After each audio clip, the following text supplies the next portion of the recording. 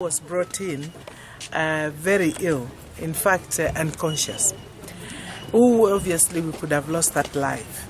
Fortunately, on that day, Dr. Njiru, who we had just contracted and who had agreed to be working with that, and he's a neurosurgeon specialist, was right here in the hospital. And he carried the first brain surgery here in this Kitui level 4 hospital.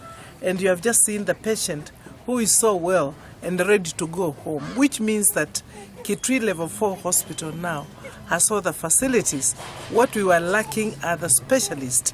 And since the specialists are available, only that they are not here, we'll be able to get them from where they are so that they are actually going to serve our people here, treat our people here, and get our people go back home. The resources of the county and finally decongest the national hospital.